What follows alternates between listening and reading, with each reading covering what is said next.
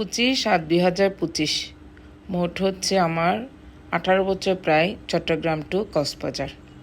চট্টগ্রাম ছিলাম 18 বছর। এখান থেকে যখন ইচ্ছে, যত রাতে স্কুল বন্ধ হইলে যখন মন চায় গো টু কক্সবাজার চলে যেতাম। এই যে যাইতাম বাচ্চাগুলোর সাথে, ভাইয়ের বউদের সাথে একটু মজা করতাম, ঘুরতাম।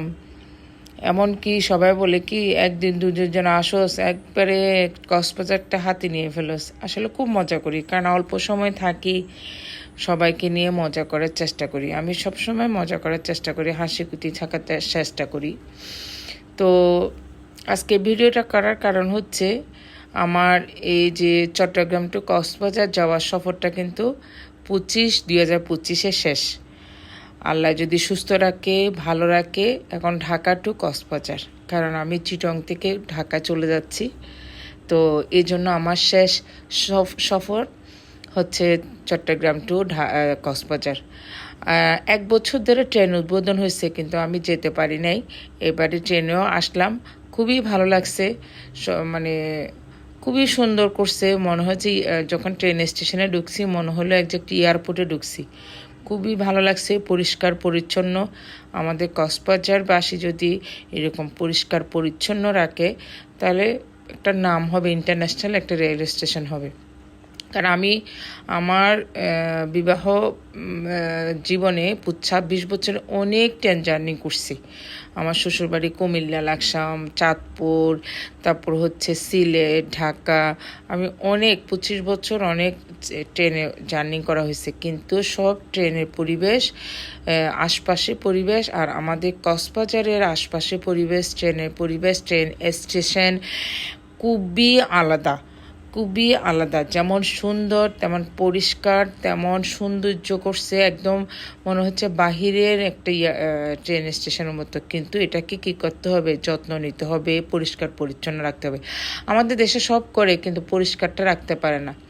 তো যাই হোক, আমার অনেক ভালো লাগছে। এখন ঢাকা টু কক্সবাজার যাব এরকম করে। চিটংয়ের সফরটা আমার শেষ। সবাই দোয়া করবেন, বাচ্চাগুলোকে খুব মিস করব, অনেক মজা করি। থাকায় থাকে বলে, ভাইয়ের বোরা বলে আপা আসেন, ঘুরবো, মজা করব। তারপরে আমাদের কক্সবাজারে একটা ফেমাস সেলিব্রিটি কাজল, ওকেও একটু দেখতে গেলাম। মেয়েটা আসলে খুব লক্ষ্মী। ওর বাবা হচ্ছে ডাব ব্যবসা করে, ও পড়াশোনা করে, আসলে গরিবের মেয়ে। কিন্তু কি হয়েছে, সে তার প্রতিভা দিয়ে সে কিন্তু উঠে গেছে। সে এখন আমাদের বাংলাদেশে কক্সবাজারের মেয়ে, একজন সেলিব্রিটি। এটাই তো তার কিছু করে সে দেখাচ্ছে, তার প্রতিভাকে সে তুলে ধরছে। অনেক কানা কোনায় দেখা যায় প্রতিভা পড়ে আছে, কিন্তু দেখাতে পারে না। কিন্তু মেয়েটা খুব লক্ষ্মী, তার প্রতিভাগুলো তুলে ধরতেছে। আজকে সে সেলিব্রিটি হয়ে গেছে। ওর বাবার কষ্টগুলো সে শেষ করে দিবে ইনশাল্লাহ। সবাই মেয়েটার জন্য আমরা দোয়া করব। মেয়েটাকে আমি অনেক আদর করছি, বলছি পড়াশোনা চালিয়ে যেও।